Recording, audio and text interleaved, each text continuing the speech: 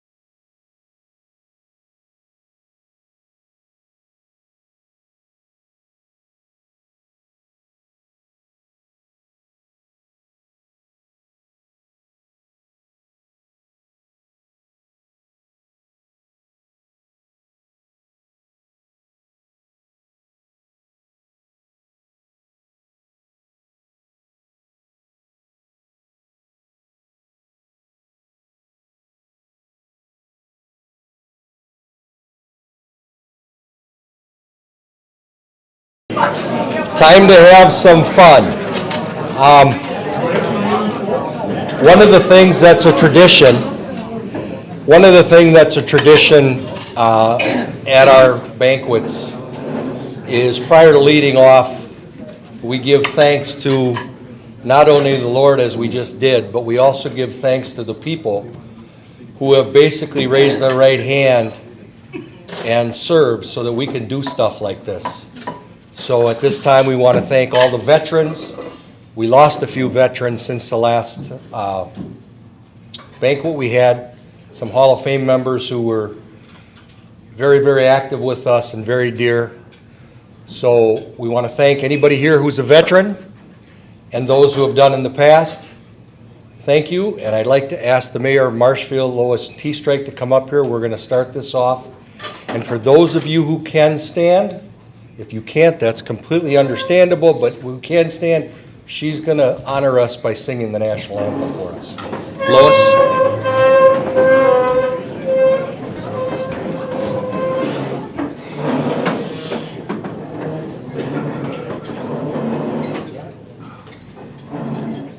Oh, say, can you see by the dawn's early light what so proudly we hail at the twilight's last gleaming, whose broad stripes and bright stars through the perilous fight o'er the ramparts we watch were so gallantly streaming, and the rocket's red glare, the bombs bursting in air, gave proof through the night that our flag was still there. Oh, say, does that star-spangled banner yet wave o'er the land of the free and the home of the brave?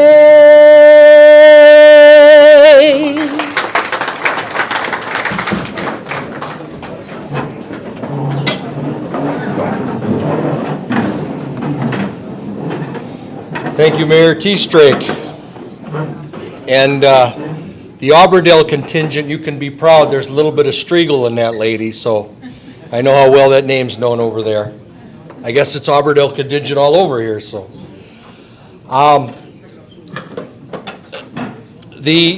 We're going to change up the order that's in here for two reasons. When we set the date, normally we do this on the second weekend of August. And because of COVID and some scheduling that the Eagles had previously had, we had elected to move it back 1 week. Kevin Like, who was nominated a few years ago as a fast pitch and slow pitch player, was elected this year. He had a family prearranged 18 months ago, family situation or endeavor or wedding, anyway, they're in California. But he sent a nice letter that he asked me to read, and what we're going to do is read that first and then go on to the next thing. So, with that, Tim, okay, I've drafted something, but I have to text it because we're traveling. Let me know if you have any questions. That's Kevin, if anybody knows Kevin. Thank you for this selection and this honor. Sorry we are unable to attend. We're currently in California visiting family, touring Alcatraz, and enjoying wine country. To summarize my fast pitch career for you, I'll share some key highlights. I started playing fast pitch at age 15 in Stratford.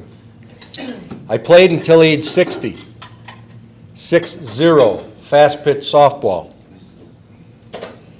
When the Athens League folded in 2020 due to COVID, I stopped as well. We won our first state championship while playing for Little Rose in 1983.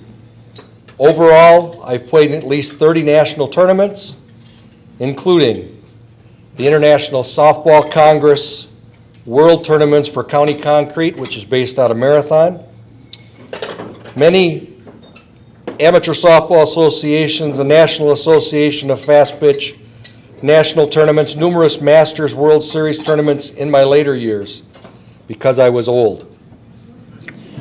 Although we never quite managed to win a national title, we did finish in the top 3 several times.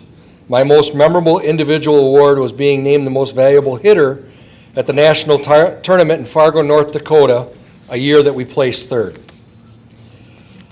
I learned a lot from other players over the years, especially playing with guys from New Zealand for the County Concrete team. These friends taught me invaluable nuances like be ready physically and mentally when the game starts, and learning how to read pitches in fast pitch, which gives a great advantage to you as a hitter. Certainly my best memories are from great friendships that I've built and many players over the years that have become my friends. You spend a lot of time together enjoying the wins and handling the losses. Ball players and their families make the best friends. Again, thank you and the selection committee for the selection, and congratulations to all my fellow inductees. Kevin Light.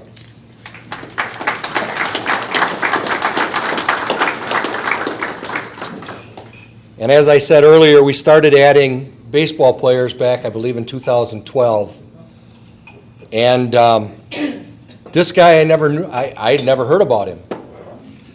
And part of the reason is he graduated from Neelsville, played Legion ball here, got drafted by the Cleveland Indians, played 4 years, came back, went to school, became a school teacher, and lived in Red Wing, Minnesota, even till today. His name is Richard Zank. He was known as Dick Zank back in the 62 to 65 time frame, and has some records even at his mid-level in the minor leagues, such as Dubuque, Iowa, leading the league in strikeouts as a pitcher. And talking to him on the phone, this guy is a gentleman, he's humble, but you can tell when he talked about baseball, I don't know if I'd say a fire was lit, but he definitely knew what the hell he was talking about. But a gentleman. He wanted to be here in the worst way. Something came up personally and he's unable to be with us. So he sent a letter. And here it is. Hi Tim, I've drafted something at the last minute, but I have to text, excuse me, that's Kevin's. Here we go. Hi Tim, I want to pass along my sincere gratitude for my selection in the Marshfield Area Baseball and Softball Hall of Fame. I am truly humbled by this honor. I would also like to commend you and the Hall of Fame for your parts in keeping baseball alive in small towns. My fondest memories of baseball aren't just from events that were competitive on the ball field. They are also from the unorganized, adult-free, sandlot-like baseball we played as youth, morning, noon, and night in Neelsville for the better part of 8 years growing up. Playing high school and Legion ball were just as memorable as my 4 years in the minor leagues. I've moved on from the game since I have not thrown a baseball competitively since 1969, and the math teacher in me is pretty sure that that's 54 years ago. Quite honestly, I'm surprised anyone in the Marshfield, Neelsville area remembers my name. Having said all that, I am very, very honored to be representing, along with the others already in the hall, the era of baseball from the 1960s. I'm sincerely sorry that I am unable to attend the dinner and event. I was so looking forward to it and hope your membership accepts my apologies. Again, thank you for the distinct honor, and I wish everyone in attendance has a great experience. Richard Zank.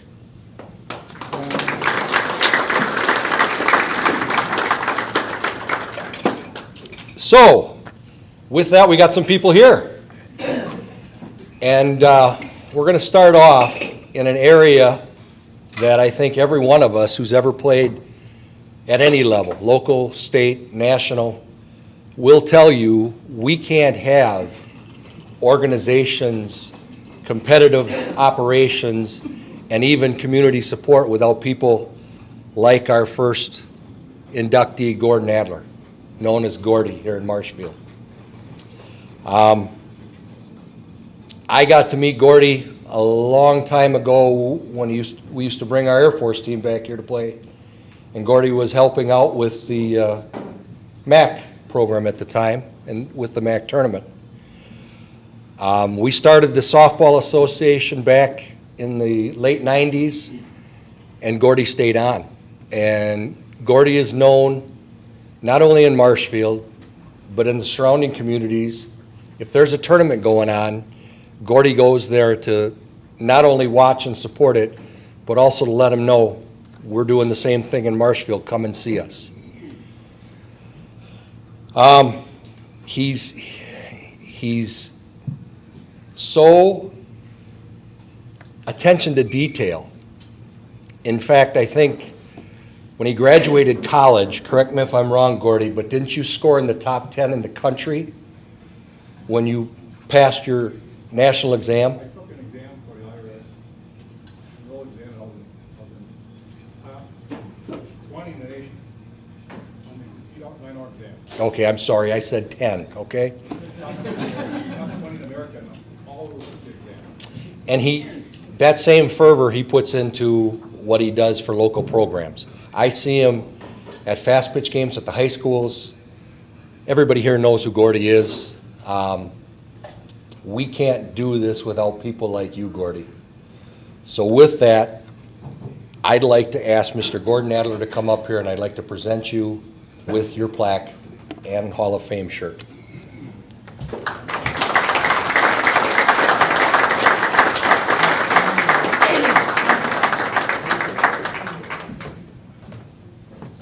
And I told him he's got 2 or 3 minutes to talk. Yeah, so I could talk for an hour.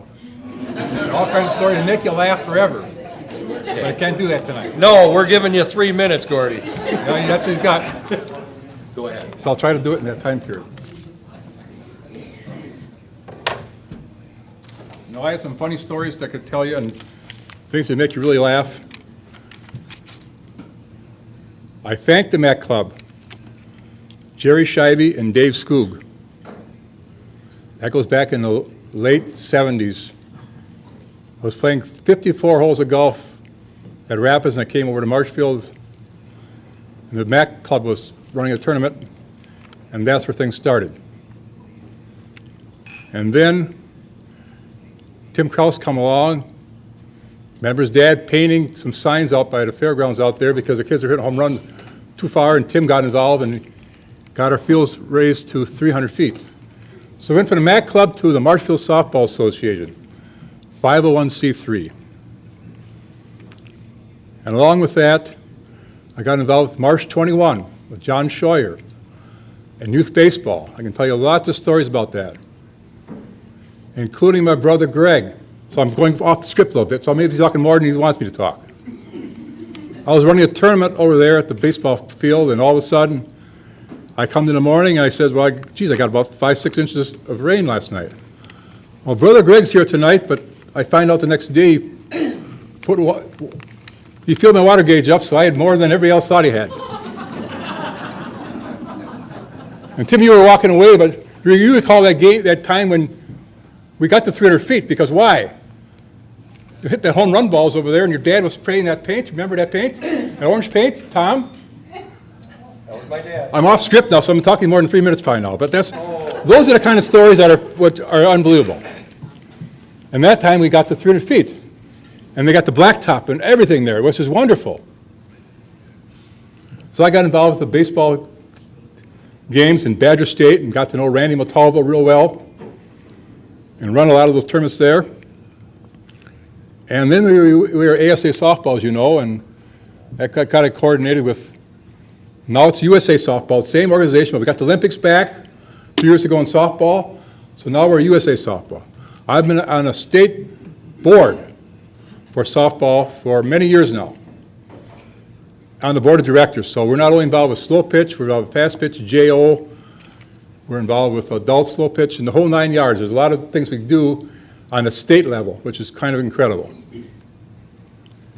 So I got to know Tom Roush, Tom Raymer, Dale Furon, the Dishers, all kinds of people. All those add up to making Marshfield softball. And we currently have on our board of directors for Marshfield Softball Association, we have a fast pitch program now too, which is known as Marshfield Fast Pitch. That's part of our association. So they have traveling teams, 6 traveling teams. They just had tryouts for the last 2 weeks for next year's traveling teams. We have year-round batting cages that we have at the Orbital from October through about March. Summer leagues for girls fast pitch, and our slow pitch leagues. And what happened was the Marshfield Softball Association, the MAC Club folded, so you started with the help of a lot of people, and it's a lot of direction to make those diamonds look like they are, and they're wonderful to this day.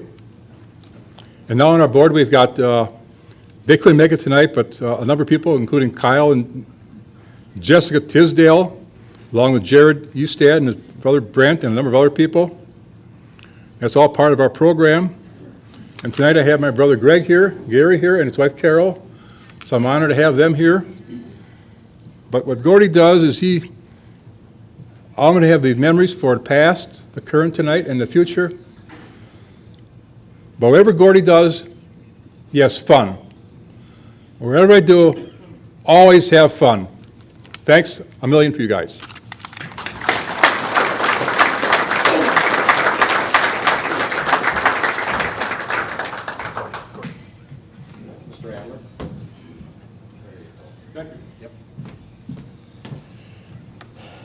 That was better than I thought, Gord. You're done. You're done. You're done. No, I'm going to tell you, there is. I know few people who go out of their way to help like that young gentleman does, and I stress the word young. Now we're getting into a different area. Just as community organizing, project, things like that Gordy does, we can't do at the levels we want to do without our media partners. In the day, way back when, and I know a lot of the people with the shirts on can remember the Bob Stevensons and the Jack Hackmans and the Denny Gores and what have you. Well, while we were enjoying that in Marshfield, Neilsville had their own.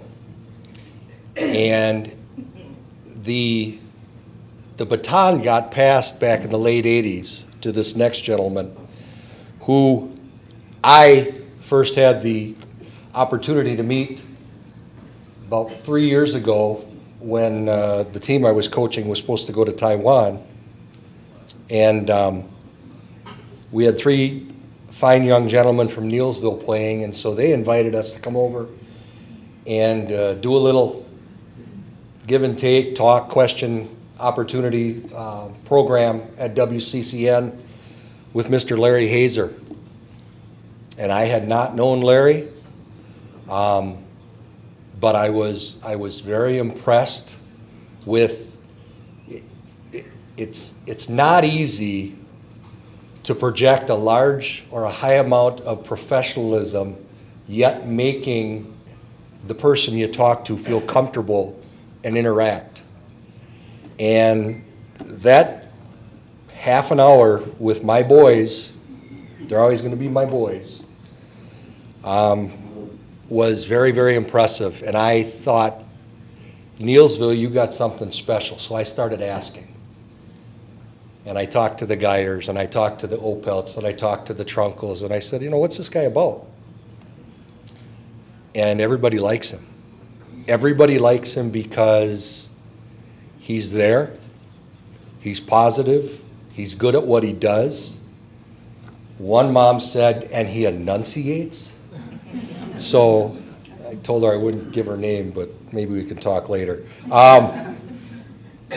But with that said, Larry Hazer is well-deserved of this. He's been doing this at WCCN since 1989, I believe. That's 34 years. And Gene Delisio will tell you that's like 3 lifetimes in radio. So, but with that, I mentioned Gene's name. Your friend and partner now, Gene Delisio, is going to come up, say a couple words, and we're going to make the presentation. Gene, would you mind coming up?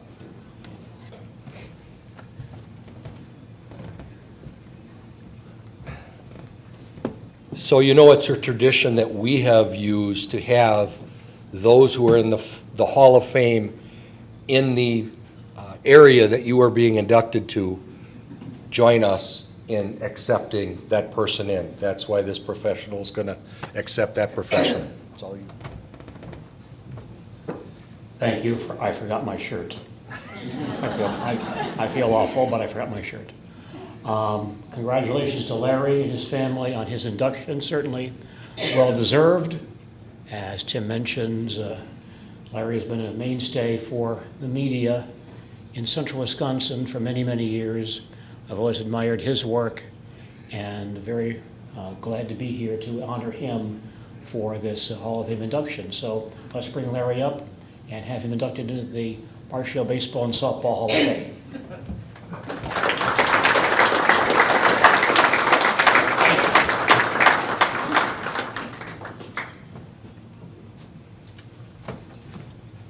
It's all you.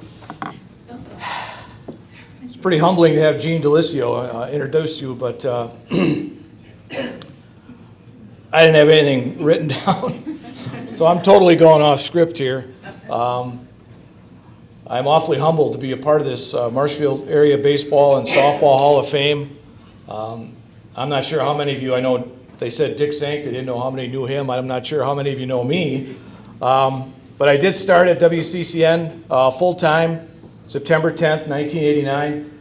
I'd like to thank Kevin Gropp for hiring me on full-time back in 1989. One of the things that it's struck me over the years is I've started to broadcast games of kids whose dads I started broadcasting. I know there was one guy that I did a game in 1990, and his kid has already graduated, and I did his games through high school as well. So it's been fun throughout the years, broadcasting games and being on the radio at WCCN. I know it's probably not something that a lot of people do for that long at one station, but it's been fun. I mean, I go to work and it doesn't even feel like work. People say, you know, you going to work? No, I just got a job. I don't really work. I'm on the radio, and it's just fun for me, and it doesn't feel like 34 years. I'd like to thank my family for being here tonight, my 2 sons, Andrew and Adam, my wife, Cindy, my sister-in-law, Deanna's here. My brother couldn't make it, but I know my daughter, Maggie, is watching on Zaleski Sports down in Missouri. So I just like to thank all them people for being here and being supportive. Maggie, thank you. And Caleb and my granddaughter is out there down in Missouri as well. But it's humbling for me. I know when Tim came over to the radio station and said that there was a guy going to be inducted into the Marshfield Area Baseball Hall of Fame, and he said it was Dick Zank. So I said, okay, yeah, we'll go on and talk about it. Well, as we're talking, he said there's another guy from Neillsville that's going to be inducted, and he mentioned my name. I don't know how I didn't break down crying right there, because it's not something that I just do it for a job, and I guess I'm honored to be in it. The Marshfield Area Baseball Hall of Fame. Thank you very much.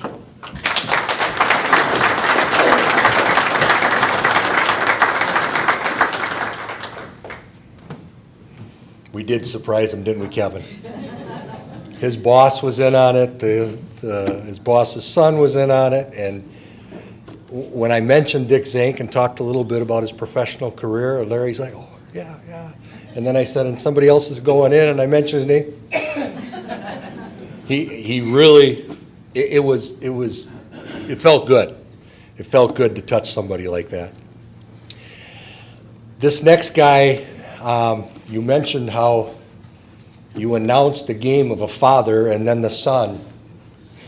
Well, we moved back here in the mid-'70s from Janesville. My father played pro ball, and so we were all over. We came back here, and he coached the Legion team in '77, and the Marshfield News-Herald had this young buck who was working for Mr. Stevenson, and at the time, the Marshfield News-Herald sports section, sports department, was very favorably looked upon. We had the Janesville Gazette where we came from, and we never had slow pitch softball, nothing on it. And these guys put in box scores and had narratives on who beat who, and then I saw what he did, and I'm speaking of Doug Zaleski, along with Mr. Stevenson, what they did for the baseball end and football and basketball, and just how involved they were and the professionalism that the Marshfield News-Herald had back then. There are a couple of us that, when he used to do our high school athletics, called him Zags, and he was always somebody that made you feel comfortable, and we could talk to him. Well, my dad told me a story once about Harry Zaleski, and that's his daughter-in-law laughing out there, by the way. But one of the big things I was raised on is if somebody's a baseball guy, that means a lot. And when my dad says, that's a baseball guy, you know there's some fervor there. And so when I found out that this sports editor, assistant editor at the time, was the son of a baseball guy, I thought that's pretty cool too.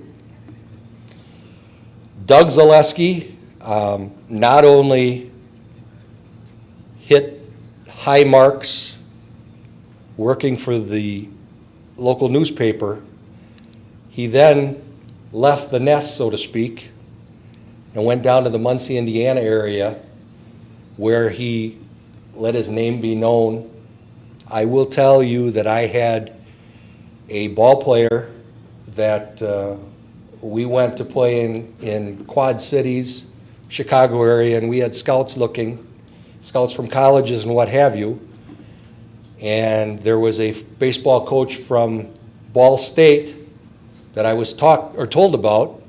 I reached out to Doug, got the recruiters, the assistant coach's name, and made contact.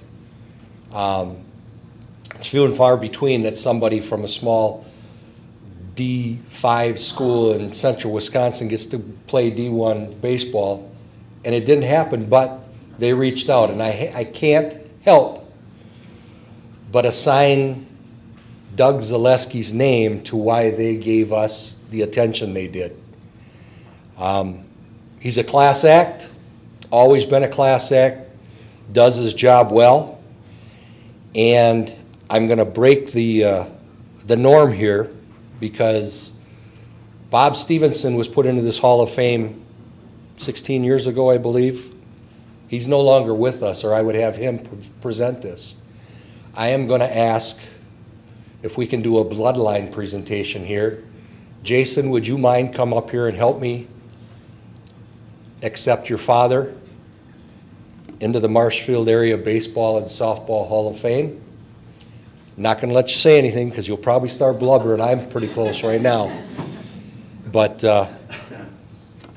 take a look, grab your dad's plaque. Ladies and gentlemen, Mr. Doug Zaleski, please come on up.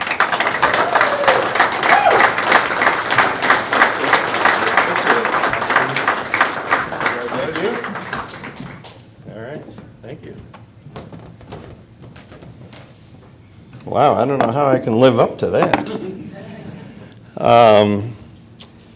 You know, when Tim called me back in May to tell me about this, first of all, I was kind of shocked. I didn't even really know this organization existed, but to remember me 35 years after I left Marshfield was pretty amazing.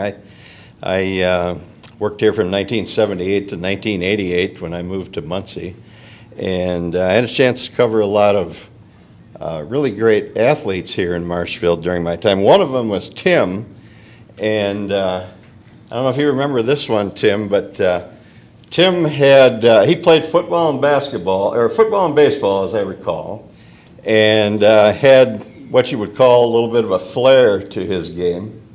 Some might call it a hot dog, but that wasn't me. And so I was covering, I don't know if it was a Legion game or a Marshfield High School game, but playing either Rapids, Stevens Point, or Wausau, and Tim cracks a home run. And I suspect something had gone on between the teams before that, either a previous year or whatever. So Tim cracks this home run. It was against Point. Point. Okay, so he's running around, and I mean, he's taken like 3 minutes to round the bases. He's enjoying this, and he gets to home plate, and instead of crossing home plate, he taps it with his toe and steps back and goes to the dugout. And I thought you probably wore one in your ribs the next time you played Stevens Point. That was certainly a big rivalry. I want to thank the men and women at the Eagles Club here for providing a fine dinner. Let's give them a nice hand. Great food. So, I've seen a lot of people here that I haven't seen in a long time, and one of them is Mike Steinwagner. And of course, who doesn't know Steiny in this room? I'm glad the actual mayor of Marshfield was here to greet us, but in case she wasn't, the de facto mayor of Marshfield, I think I said Muncie, the de facto mayor of Marshfield was here. I don't know where Steiny went, but good to see Steiny here. I did a lot of umpiring. I umpired for 23 years at the high school level, including the 10 years that I was in Marshfield. And I took Steiny with me to a game at Neilsville. And I typically had umpired with Jim Stern. Jim couldn't make it that day, and so Steiny filled in. And if any of you had seen Steiny umpire, he had a kind of a flair like Tim. Some might call it a hot dog, but not me. And so I take him to Neilsville, and John Geyer was the baseball coach at that time. This is probably about 1985. John Geyer was a very young coach. Now he's led Neilsville to success in girls basketball on the state level. So I take Steiny, and Steiny was known for having a quick hook, meaning if you got into any kind of an argument, you were probably going to be sitting on the bus. And, about the third inning or so, John Geyer had an issue with something Steiny called, and they argued for about 2 minutes, and all of a sudden I see Steiny go, "You're out of here!" And that was pretty typical for Steiny. He loved to throw guys out. So Steiny, good to see you. That's why I got in the hall. Exactly. I'm going to tell just a couple of quick stories here, some favorite stuff of mine over the years. Rick Majerus, who a lot of you in Wisconsin know from Marquette. He played at Marquette University. He was the head coach at Marquette for 3 years. And my first year in Muncie, I moved there in November of 1988. So it was the 88-89 school year. And Rick was entering his second season as the Ball State University coach. And I covered Ball State University. So I had a lot of dealings with Rick Majerus. And when Rick found out that I had moved there from Marshfield, he said, there's a coach from Marshfield that would always show up at Marquette practices, and he was eager to learn, and he came to watch how we coached and how we did things. Well, it turned out it was Walt Kroll, the Columbus football coach for a long time. And so Walt and Rick, and Majerus couldn't remember anybody's name. He just said, that guy from Marshfield. And so I got to know Rick. Rick kind of took me in a little bit that season. That was his last season at Ball State as the basketball coach. And so I would interview Rick before every basketball game to do a preview story. So one day Rick said, well, come up after practice. He said, I'll have time to talk to you then. So I went up after practice, and Tim Anderson's here. Tim will appreciate this story. So I meet him he says, come to the training room. So I come to the training room, and I get there, and it's me and a guy named Tony Cox, who's the athletic manager at Ball State, or athletic trainer. And he said, Coach will be out in a minute. So a couple of minutes later, Majerus, now if you have kind of forgotten what Rick Majerus looks like, he's a big guy, 6'3", and he takes at least 3 spins around the scale when he steps on. He probably weighed 350 pounds. He used to joke that he liked to lay on the beach, and kids would try to push him back into the ocean thinking he was a whale. And so Rick comes out of the coach's area, and he's got a towel wrapped around his waist, and he's dripping with water. He'd just gotten out of the shower. So he walks over to the trainer's table, and the trainer is going to scrape some calluses off his foot. He says, hey, can we do this while Tony works on my foot? I said, yeah, that's no problem. Rick was always a guy who was in a hurry to go back and watch film, and so I said, yeah, sure. So Rick whips his towel off, and he's got nothing on but his birthday suit, and this 350-pound man is standing there in front of me in all of his glory, water dripping off him, and he lays on his back on the training table while the trainer scrapes the bottom of his feet, and I'm interviewing Rick Majerus for the next day's story. So that's just who Rick Majerus was. He had no pretense about who he was or what he was. Just quickly, a couple of more things. When I moved to Marshfield in the fall of 1978, Gary Varsho was a senior. And so I covered Gary that next spring, his senior year of baseball, and then I covered him in Legion Ball. Got to know Gary very well over the years, and I followed Gary around to a lot of pro day tryouts. And I don't even know if that's a thing anymore. I guess it probably is, but high school kids would show up for these pro day tryouts and try to grab the eye of a scout. And there was a Dodgers scout who ran most of these tryouts, and he loved Gary Varsho. I was surprised when the Dodgers didn't pick him, because I probably covered 2 or 3 of these tryouts, and I would talk to the scout. The scout's name was Dale McReynolds. He was an older guy, Southern guy, and he would always tell me about Gary. He said, I love that little devil. But the Dodgers didn't get him. The Cubs did, as we know, and I just enjoyed covering Gary, and we're friends to this day. When Gary got called up to the Cubs, it was, I believe, 1988, summer of 1988. And I was still at the News Herald, and I went down to Chicago to write a story on Gary getting called up. And Don Zimmer was the manager of the Cubs at the time. And so, you know, as a newspaper guy, as a radio guy, you want one-on-one interviews, because that's where you generally get your best stuff. They don't talk in cliches. You get them on a more personal level. So I got Don Zimmer one-on-one for an interview, and I'm talking to him, and this young radio guy comes up, and I'm not sure where he was from, but he comes up and he sticks a microphone in Zimmer's nose as I'm interviewing him. And Zimmer says, what the hell is wrong with you? You born in a barn or something? Can't you see I'm talking to this guy? Larry and Gene, not my words, Zimmer's words. And Zimmer seemed offended, and so the guy just kind of went away, and I finished my interview. And I always appreciated that about Don Zimmer for sticking up for that one-on-one interview. So I moved to Ball State or to Muncie, and covered Ball State, covered a lot of high school athletics. And one of the players that I covered at Ball State was a guy named Larry Bigby.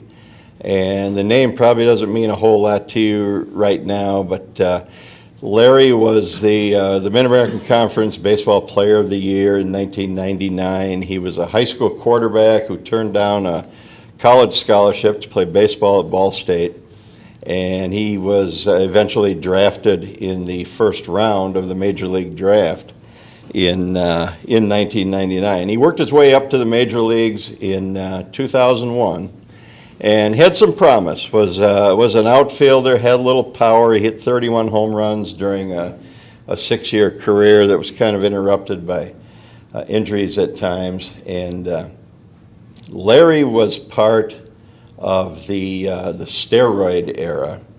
And when Larry got to the big leagues, and he saw the contracts that people were getting and saw the success that guys like Barry Bonds, who was rumored to be a big steroid user but never really proven, but Larry saw all this and saw that as his way to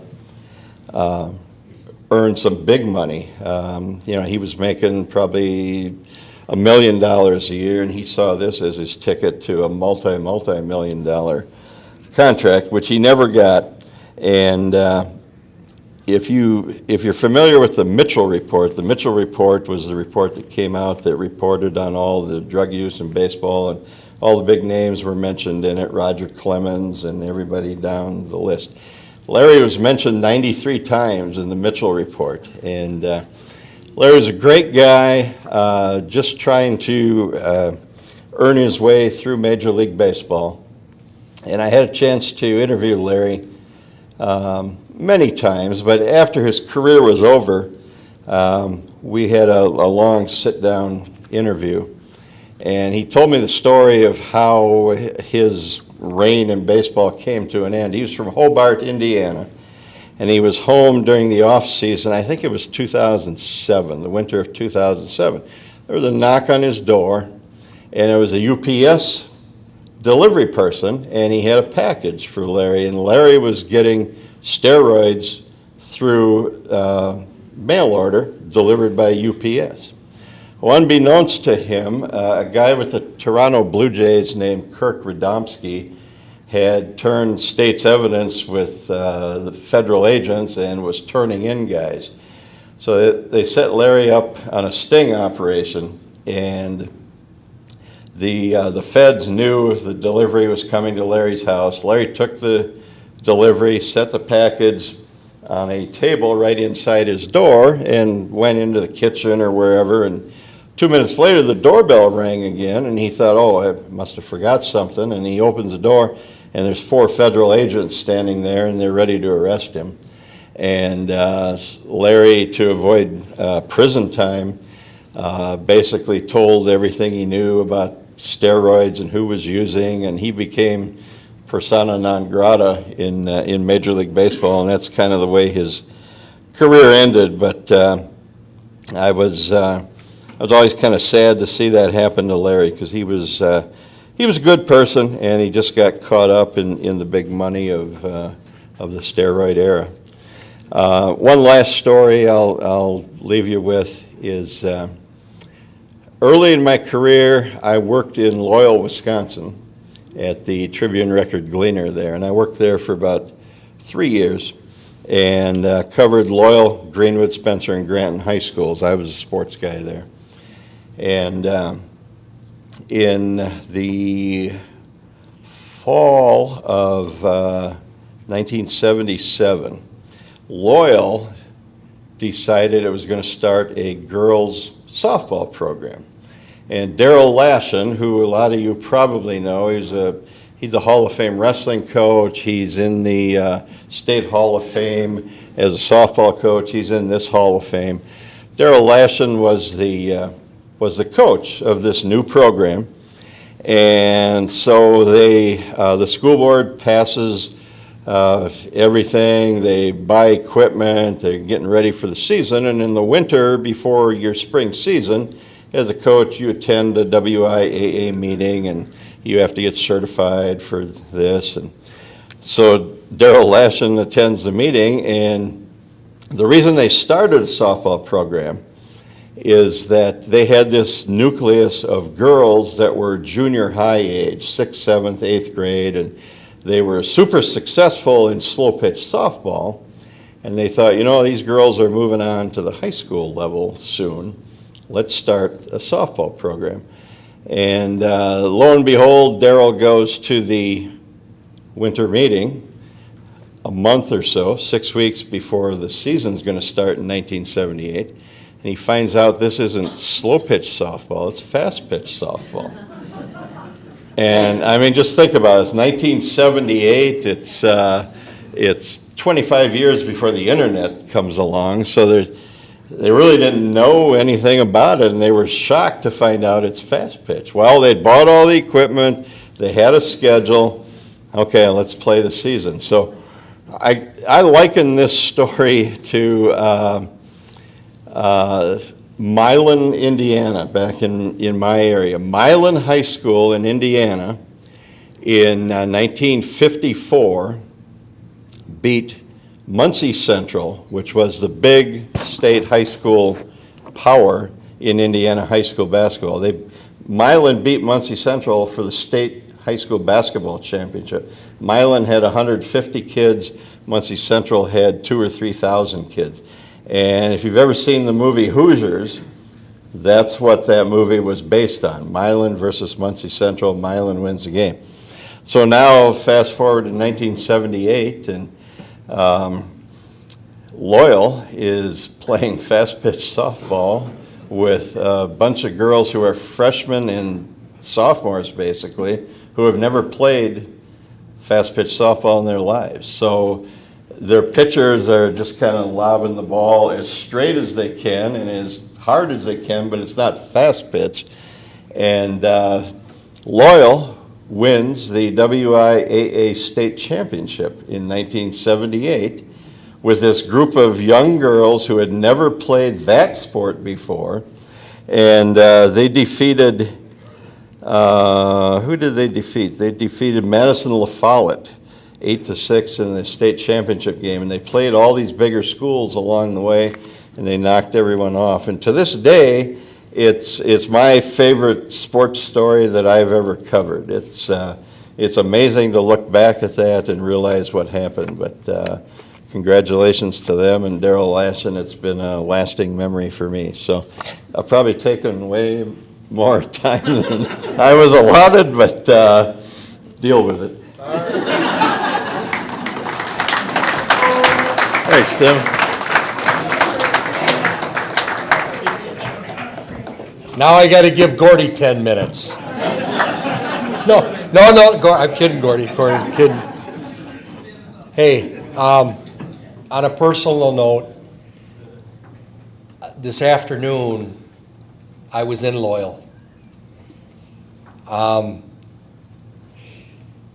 Those of you who've been to these before know that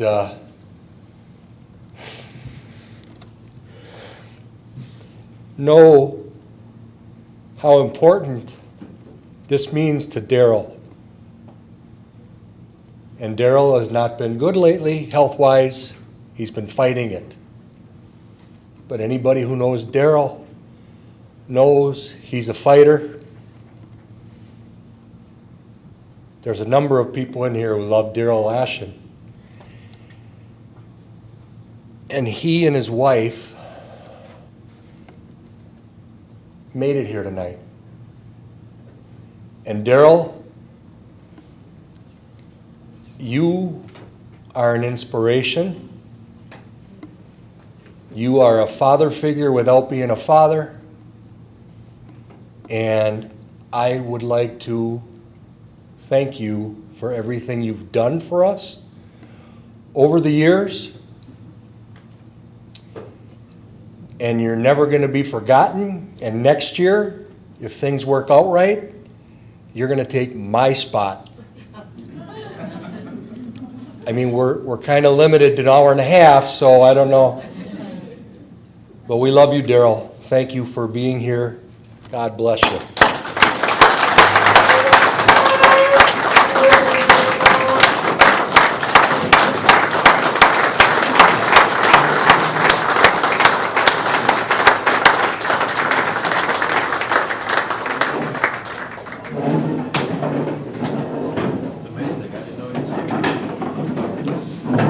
I didn't think you knew that. No, I didn't. All right. Next takes us to the amateur baseball representative. And I'm going to tell you, a number of years ago, and I should look so I know exactly which one it was, 2013. We had a class that represented professional baseball from the area. The two Vandehey boys, Mickey and Buster, Leonard, and Johnny Bauer. And great night. It was very enjoyable. But on the way out, Mike Kiefer was here supporting his former teammates and friends. And on the way out, Mickey Vandehey looked at me, and I was standing with Darryl, and he said, "That's your next amateur inductee." And it took some time. We've only had a few ceremonies since, but he's right. You look at the friends he's got sitting around him tonight, and you hear the stories about what this guy has done. He could fill Gordy's role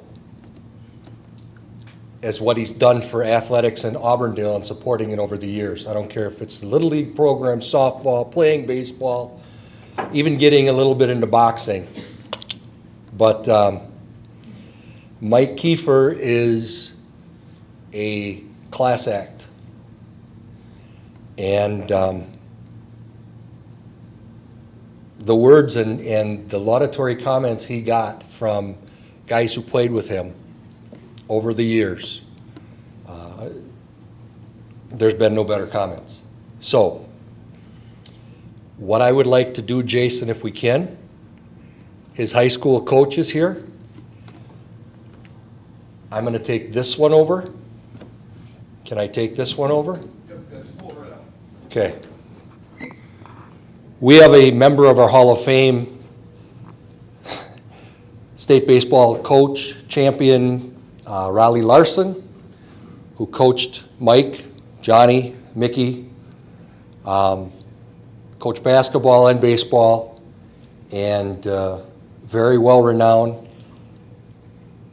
Another guy who is getting up there in years, 88, and you know, not in the best of health, but he felt strong enough that he wanted to be here for Mike Kiefer, and I asked him, and he could have said no. Would you please say a few words on behalf of the hall and the people of Auburndale about Mike? And he said he would say a few words. So I'm going to come to Riley Larson. Can you reach me? I can reach you. I'll hold this one. You go ahead and get that one. Okay. Hi, everybody. I coached Auburndale 1957 to 65. And those were good years. I inherited some really nice young men that were good athletes. Mickey Vandehey for one, Johnny Bauer here that pitched us the state tournament in 1960. And Mike, I certainly got to include Mike Kiefer, our catcher. State champion in 1960. State champion in 1960. Move over, Milwaukee. Mike probably was the catcher for every baseball game that I can remember up until he graduated from high school. He's an excellent catcher, and most of us don't realize all the duties that the catcher has to be good at, and Mike is the master. He covers the plate well, he blocks the ball, he does all those skills. And he has a resume now that I think very few can match. He was only a sophomore in 1960, so that's just a young man, 15 or 16. Eau Claire Memorial, we won 4-1 in the sectionals, and then Blair, the second day of the sectionals, state tournament, Wanakee and Spooner and De Pere. Johnny Bauer pitched the tough ones, and Steve Baltus pitched the Spooner game and the Blair game. And a little town of Auburndale rose up and won a state tournament in baseball. And we just played very well. It didn't have any errors, and I got to really honor Mike here for all the hard work that he put in, not only for that game, but over the years. He was a good linebacker in football. He was a state boxing champion. He's a state baseball champion now. And he just was a real good athlete. And I've always been very proud of him and always tell a few stories about him.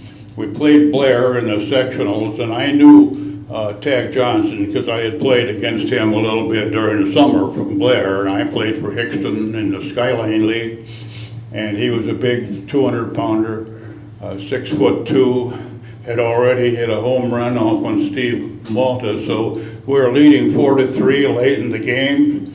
He's on third base, and so we had to keep that run from scoring.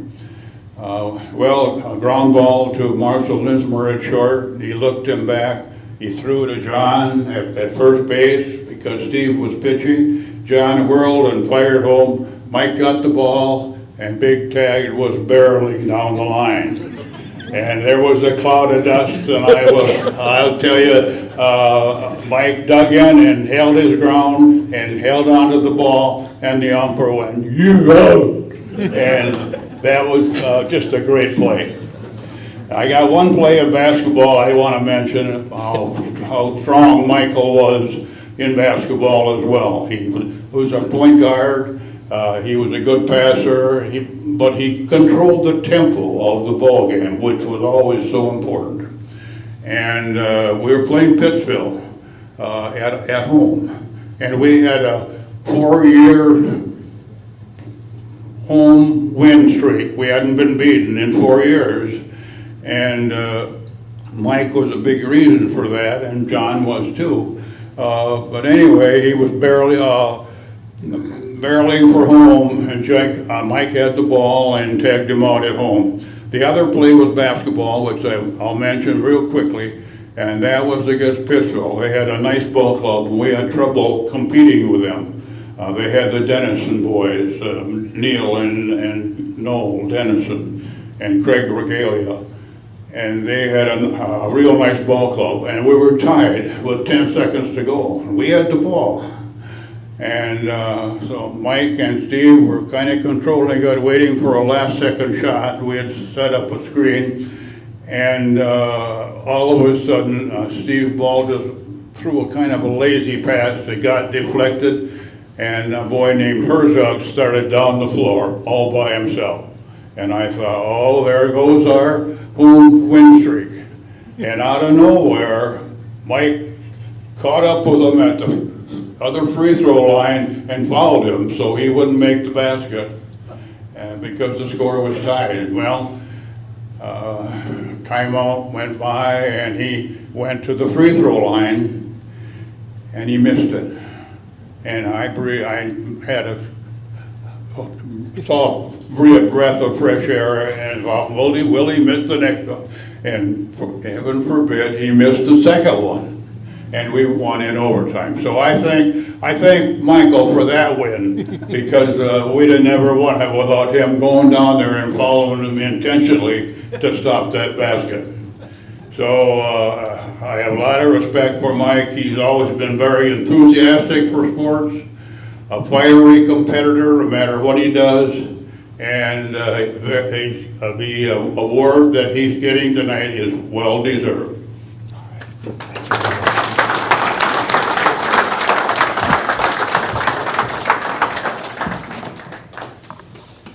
Mr. Bauer, would you please join me up here?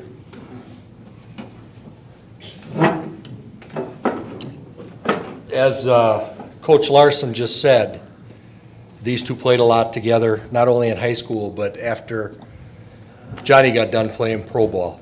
So Because he is an Auburndale native who is already in the hall, I've asked him to present the plaque, but it sounds like he may want to say something. Do you want to talk? Yeah. All right.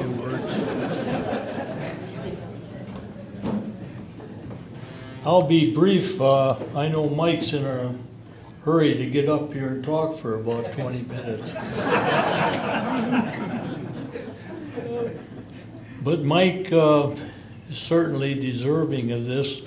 You know, I've known him for probably 60-some years, and I know he was a good basketball player. I watched him play, and he was a good football player and very good baseball player. You know, he was a pretty good catcher for a high school kid, and I pitched to him and played with him after school. When I'd come home in the fall, we'd play in some various tournaments around. And as everybody gets older, Mike has transitioned now from sports to golf and sheephead. Not necessarily in that order, but it's a pleasure for me to present him with this plaque and turn it over to Mike.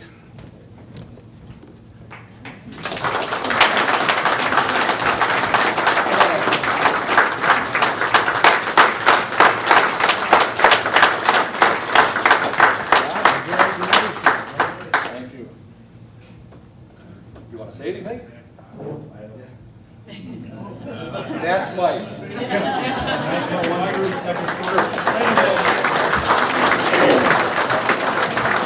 One of his good friends, Al Ashbeck, has a little ditty. One quick story about Mike, because he's humble and he'd never say it, but I started playing with the Auburndale City League team after my freshman year in high school when I was 14 years old, so I've known Mike since then. I just turned 70, by the way. But anyway, I didn't have driver's license the first 2 years I played with Auburndale. And I grew up about 2 miles down the road from Mike's home. And he would come and pick me up for every game, away game, that we played for 2 straight summers. And my dad would send along money.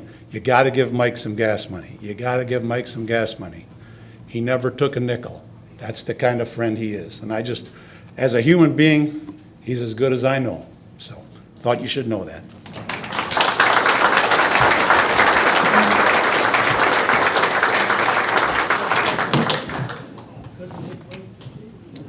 You know, and I not to blow our own horn, but that's a testament to what we do when we consider people for this hall.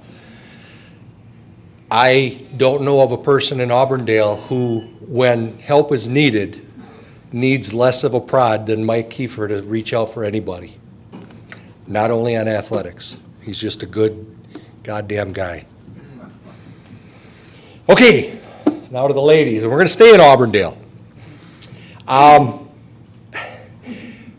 couple years ago, Darrell Lashen introduced us to the Pockle twins from Loyal. They were a couple of those 6th and 7th grade players that Doug Zaleski, Zegs, mentioned earlier that got into high school and ended up winning state championships. Well, we have another set of twins who benefited, I believe, from having an older brother who was really active in sports, and it rubbed off because, and I'm looking at 2 girls that I went to school with that are in the hall. These 2 ladies from Auburndale were very, very well respected, well renowned, and if I could say the word feared in a good way, feared because of how good of athletes they were. And it was not just on the ball field. You could see them on the basketball court. We won't get into all that, but Jane Kolstad and Joan Kolstad, I've known you for quite a while. Sarah and Erlen. It was fun getting to know you 40 plus years ago, watching you guys on the field, and when consideration came to joining our Hall of Fame, it wasn't just your high school attributes. You also got together and played co-ed afterwards and played ladies for the downtowner in Marshfield. Gene Mushel has nothing but good things to say about you. You can talk all conference, you can talk all state awards, you can talk, these ladies have it, but they're just great people and good athletes. And I want to ask their high school coach, Jim Legge, to please come up and say a couple words before we hand you your plaques. Come on up, Coach.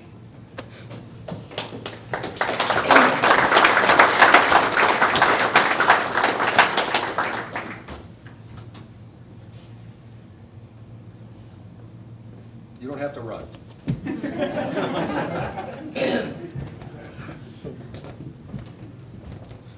Hi, my name is Jim Legge, and I was the coach to the Twins beginning back in the 1980s, early 1980s.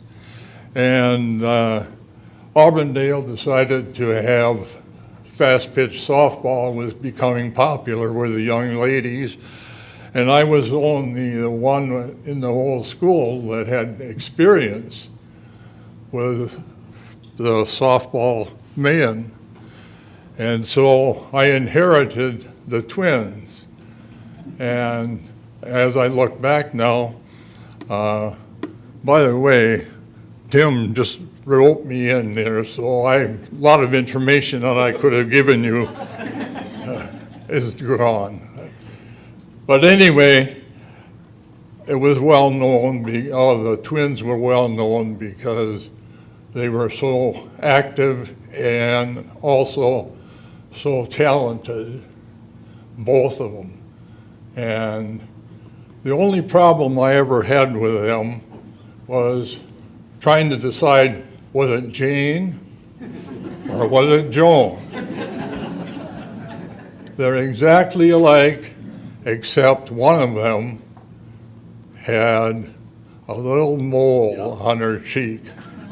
And so when I was talking to them, or one or the other wasn't there, I could tell which one it was. So in 1980, we started the softball program, and I was with that for about 20 years. And I'd just like to congratulate them, and good luck.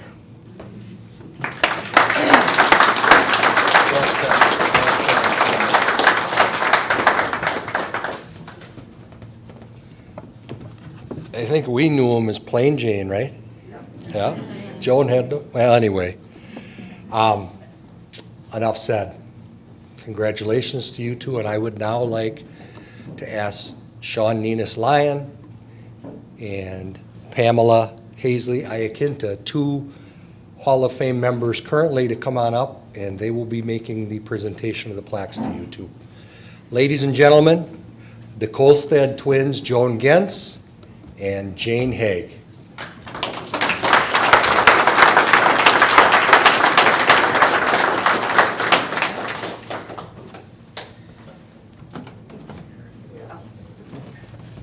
It's been a while. Jane.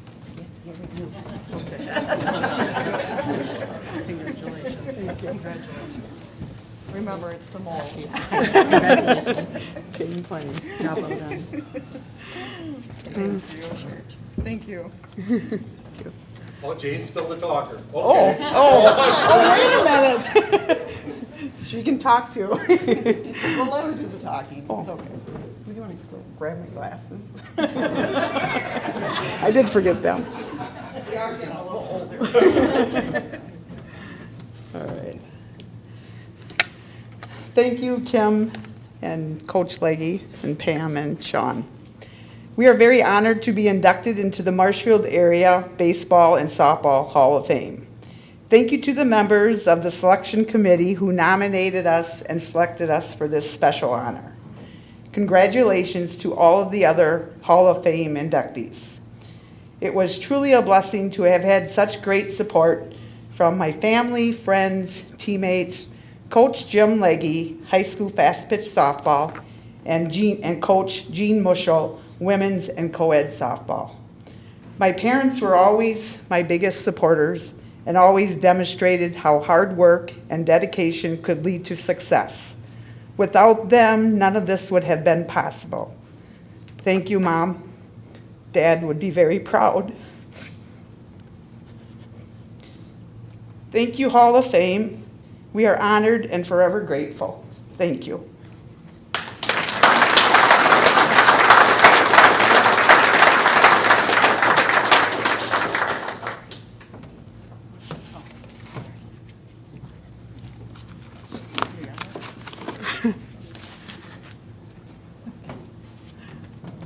Yeah, and I would just like to thank the Hall of Fame for this wonderful honor. I probably don't have to go into everything. Jane has probably mentioned it. We are twins, so we think a lot alike and we say a lot alike. So we'll leave it at that. But I certainly want to thank Coach Legge and Jean Muschel. They certainly were a big inspiration to us. And thank you, Tim. It was an honor for you to call us, and we certainly appreciate everything that everybody has done for us. So thank you.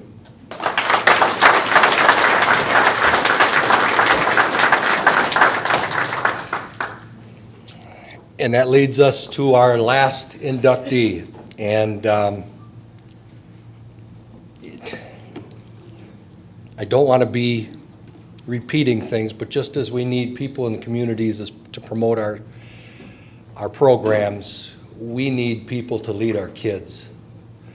And that means from young ages all the way through the end of their high school and sometimes college and professional careers.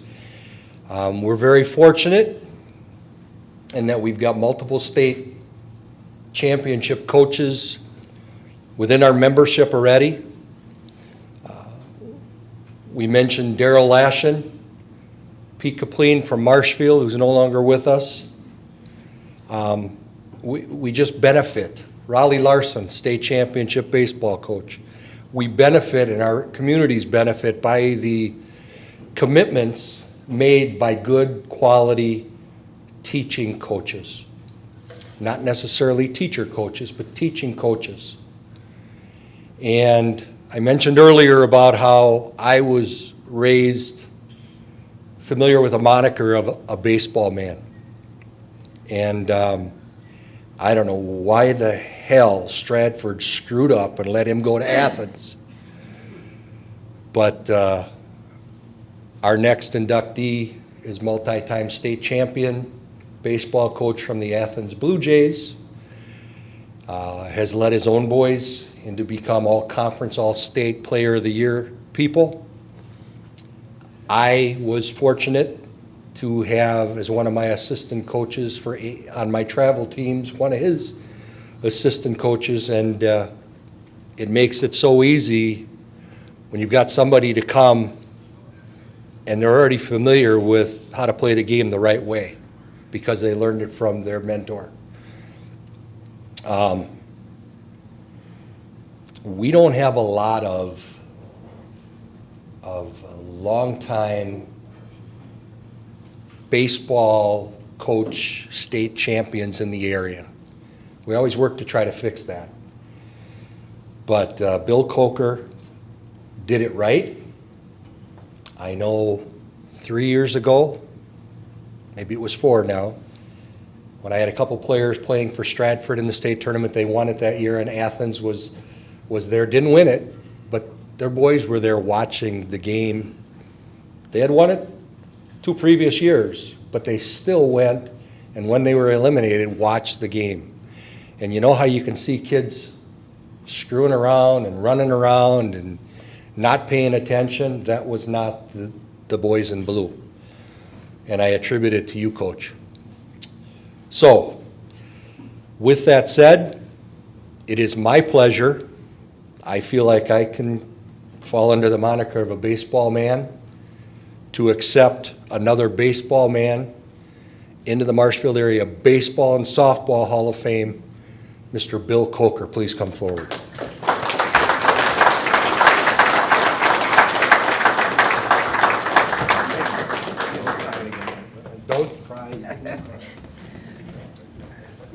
Well, I didn't know that we had to give a speech, but I've got a couple quick things. First of all, I also got to play some softball through the years. When we were at a tournament, and if Gordy came around, you ran.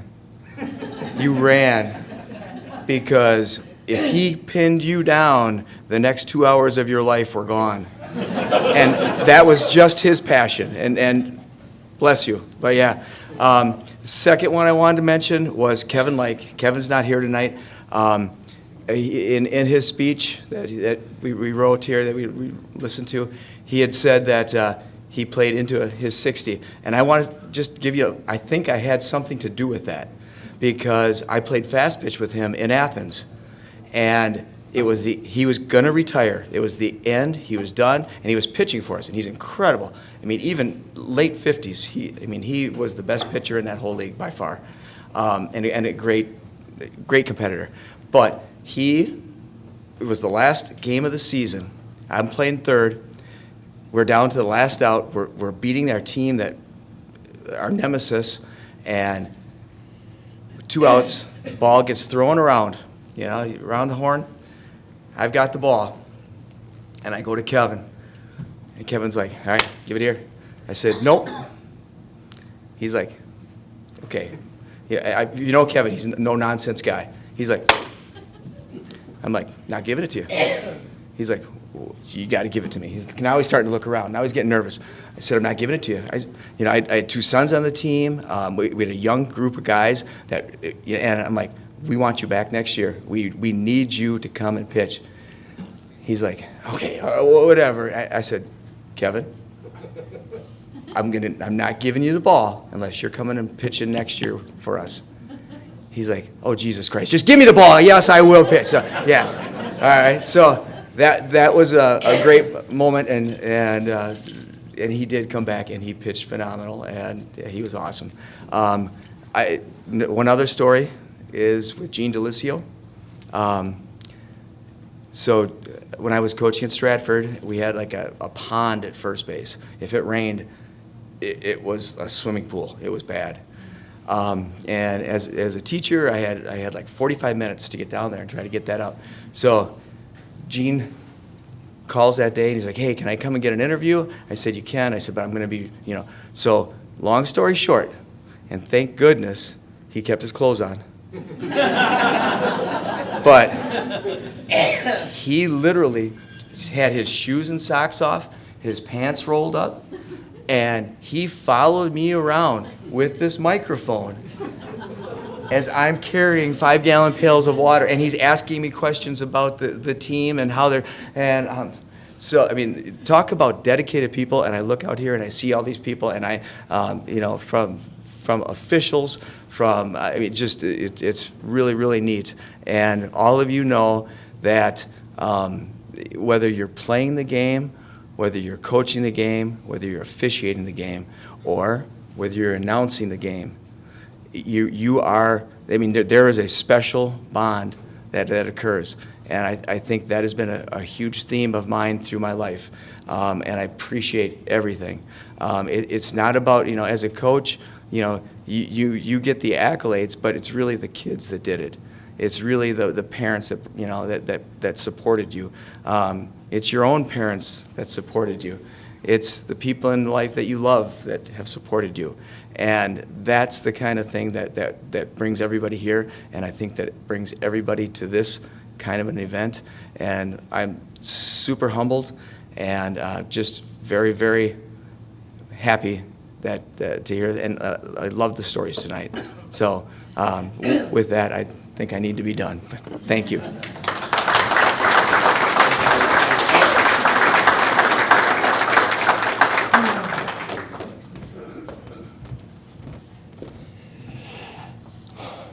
That was fun.